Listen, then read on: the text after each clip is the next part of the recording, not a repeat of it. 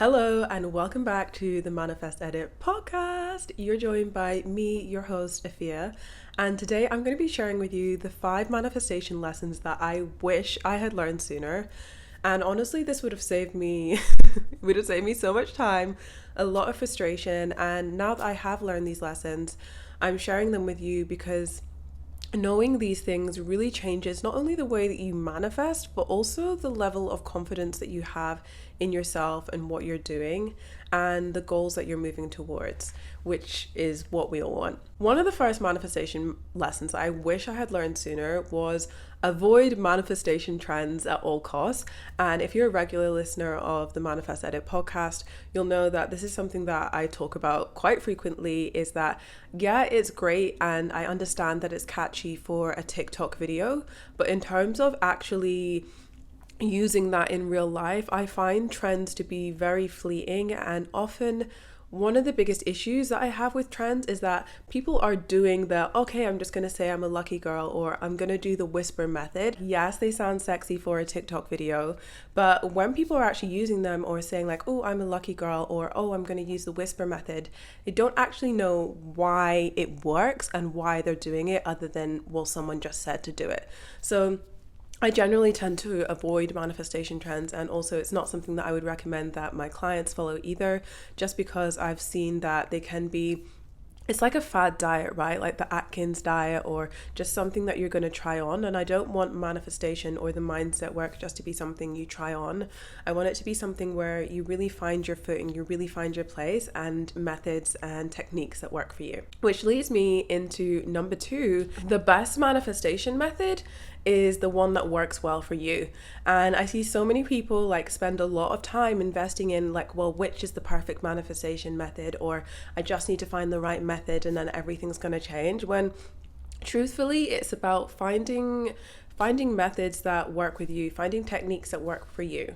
So I've been meditating now, and actually today was 1800. I've been meditating every day for the past almost 5 years now, and meditation is something that I'm just absolutely obsessed with. I started doing it because I was experiencing really bad anxiety at the time, and I said, you know what, I'm just going to do this for a week and see if it changes the level of anxiety that I'm feeling in the day-to-day. And so I tried it for that week, and I was committed to doing it every day for that 1 week. In that 1 week, I noticed that I was so much more creative. I felt way calmer. I felt much more connected to myself. So I just decided to keep going. And no, I didn't know that it was going to be 5 years. But looking back over the past 5 years, I can see what a deep impact that has had in my life. Now, when it comes to coaching my clients, although I am absolutely going to recommend meditation as a method, as a technique that they can use, it is not necessarily going to have the same impact for them as it is for me. You know, I don't know, well, it depends how long I've been working with that person. I may know a bit about their background, but I don't know how well that is going to resonate with someone just because it worked well with me. And it's the same for you when you're approaching these methods like, I don't know, visualizing, scripting, journaling, doing a certain method, is that you really are not going to know how well you interact with it until you put it into practice. And also you need to give yourself enough time to see how you're actually getting on with it, right? You can't just try something for one day and be like, nah, yeah, that wasn't really for me. You need to give yourself the time to really see how things feel for you, and not give yourself an out of like, oh yeah, well, Afia said if it doesn't work, just move on to the next thing. Really take the time to connect with yourself on an intuitive level, and drop in and say, is this helping me to connect on a deeper level? Is this helping me get the results that I want? Is this helping me get the answers that I want? And if it is, then that is a method that you're going to want to continue with. This is the reason why when it comes to my own clients, one of the things that I always love to teach people first up is my vibes method, which is my 5-step framework for aligned manifestation.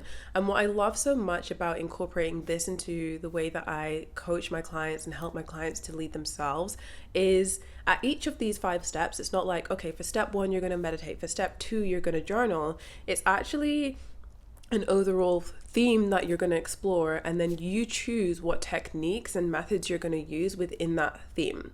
So for example, step 1 of the vibes method is embody the vibe of your higher self, and what techniques you are going to use to embody the vibe of your higher self. Maybe for one person that's going to be scripting, is going to really help them connect to those values. For another person, that might be hypnosis. And so through working with clients over the past few years, I've seen this look completely different from person to person, and it's really fun seeing what that looks like for different people as well. So I definitely would recommend that having a framework or having a blueprint can be really helpful, but make sure that you're not picking anything that is too rigid and is not giving you room to explore, because manifestation is all about that journey of exploration and learning how to also incorporate play into your life as well. Moving into number 3, vision boards don't work unless you do.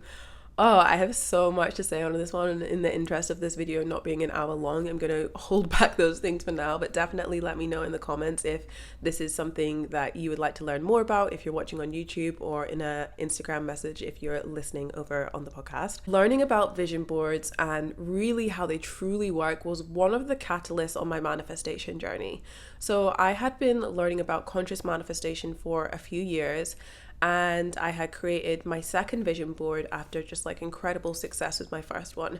My first one had seen me moving from Scotland to Australia, graduating university, manifesting a really beautiful relationship, and some other things like our kind of travel related things I had wanted on there as well. So I was like, oh my goodness, vision boards are the key. Vision boards are amazing. So when it came to creating my second one, I kind of had that at the back of my mind, that this is a really powerful tool that I've used before to call in the most incredible things into my life. However, that was not what happened. So I looked back on that vision board that I had created, my second one, and I think it was maybe 1 or 2 years after I had created it, and not a single thing on that vision board had manifested, which is very confronting for me, if I'm being honest, because at that point I was like, I felt like I was hot shit. If I'm being honest with you, I felt like I was hot shit. I felt like I was the manifestation queen.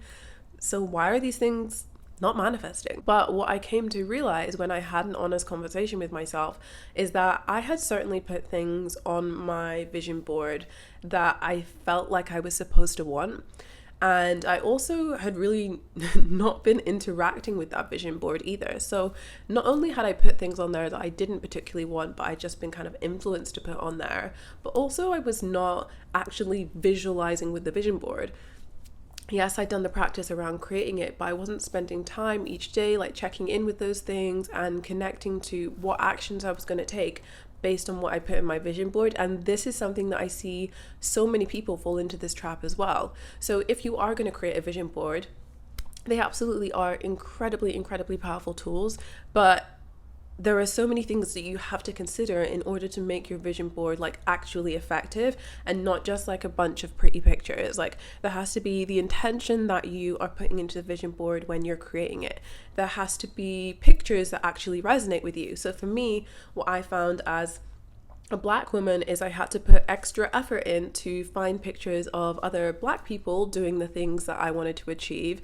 So, you know, because typically if you go into Pinterest and you're looking for the images, the first ones that are going to come up are typically white people. So yeah, I could put that on my vision board, but it's not going to feel as close to my reality as if I found people that look like me.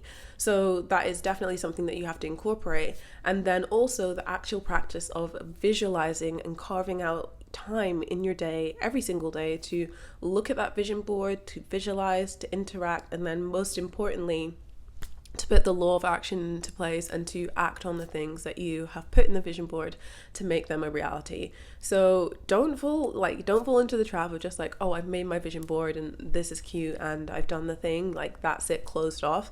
Really be intentional about creating it and then what you're going to do with it after you've created it. So moving into the final 2 lessons that I wish I had learned sooner on my manifestation journey. Not knowing what you want is just an excuse, and I know this maybe sounds harsh, and I just looked at the time and it's 11:11. Oh, so aligned.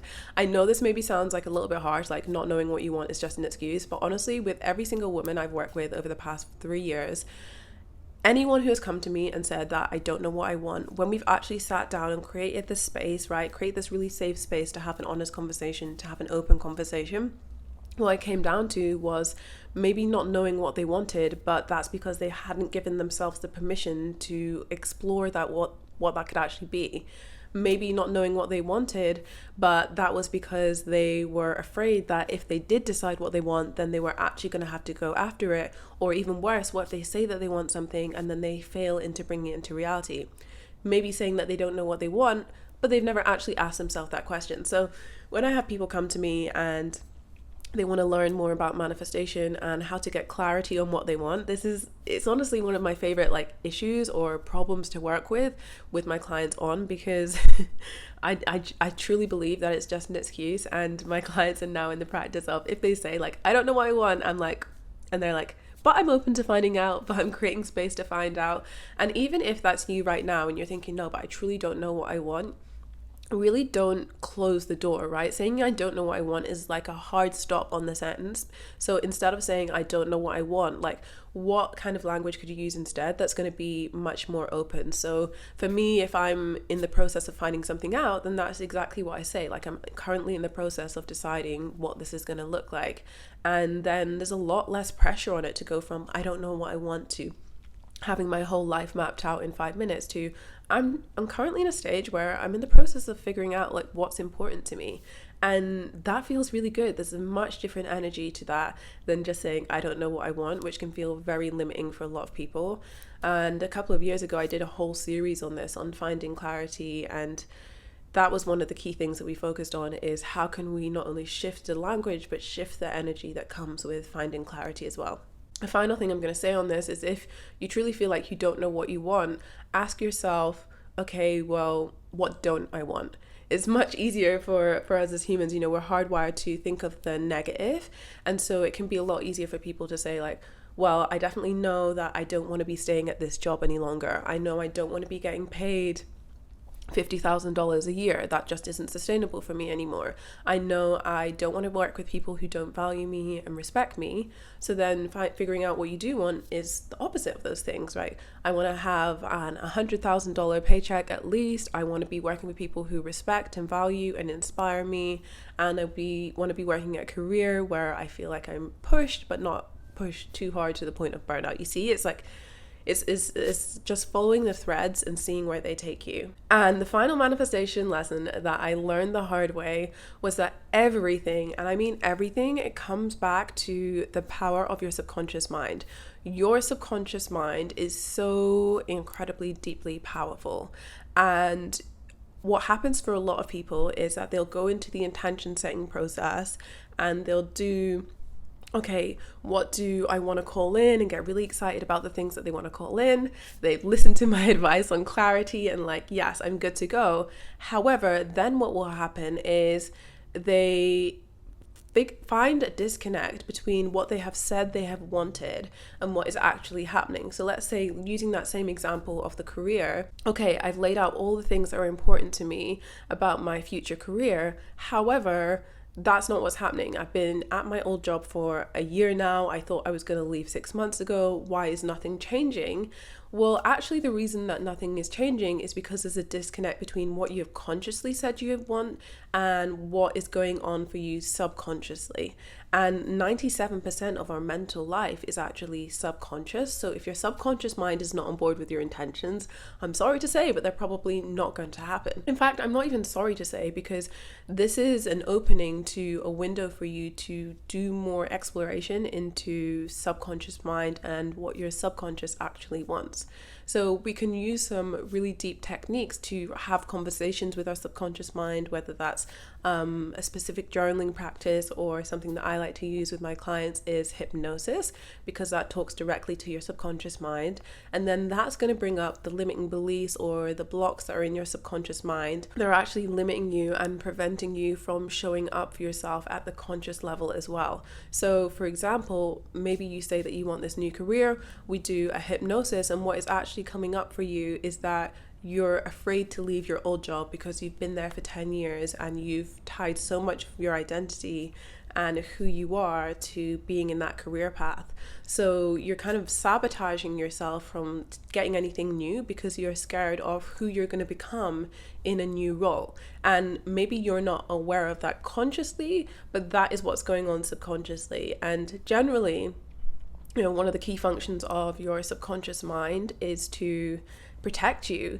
And so even though these things can feel like sabotage, I don't love to use that expression because honestly, it's like misguided self-love. You are trying to protect yourself, but the way that you're going about protecting yourself is probably a little misguided. So building that deeper relationship with your subconscious mind. And make sure to check out the resources in the show notes because I have a ton of resources that you can use to help you build a deeper relationship with your subconscious mind. But one of the things I really want you to focus on is knowing that even if it does seem like at the moment that you're sabotaging yourself, that there's a reason why. And when you can get to the root of that reason or what you're going to do to shift things moving forward, that it really doesn't matter if your subconscious mind isn't on board yet, because you can get yourself to a position where you will be. And so these are manifestation lessons that I learned the hard way, but now that I've learned them, they make such a deep impact on the way that I manifest, on the mindset work that I do with myself in the day-to-day, and also how I help my clients to move through their challenges as well, because I know that not everything is what it seems. And although I did learn these lessons the hard way, I'm glad that I learned them, right? I got to the point eventually, and the challenges have led me to where I am now, where I'm able to have a much deeper relationship with myself. I'm able to help my clients on a deeper level. I've been trained formally in hypnosis, neurolinguistic programming, and if I hadn't had those challenges to begin with, then that was something that I might never have pursued. So really take the lessons that you're learning, even if you are learning them in a difficult way, in a challenging way, and maybe not the way that you'd hoped, still take them for what they are and allow yourself to process things and see what impact it's had on your life by allowing yourself to think that there could be something different and then to follow that thread. So that is it for me on this week's episode, and it is also my very first episode of the Manifest Edit podcast over on YouTube, which has been very exciting. So if you are watching this on YouTube, make sure to hit the subscribe button so that you get updated on future episodes, which will be dropping every Wednesday. And if you're listening over on the Manifest Edit podcast, then make sure to subscribe on Apple or Spotify to get those episode updates as well. And if you have anything that you would like me to explore further from this episode, make sure to just drop a comment down below or send me a message over on my Instagram, Align with Afia. I'm always happy to explore if I haven't already created a topic on it in an episode for the future. So that's it for me on this week's episode, and I will see you in the next one.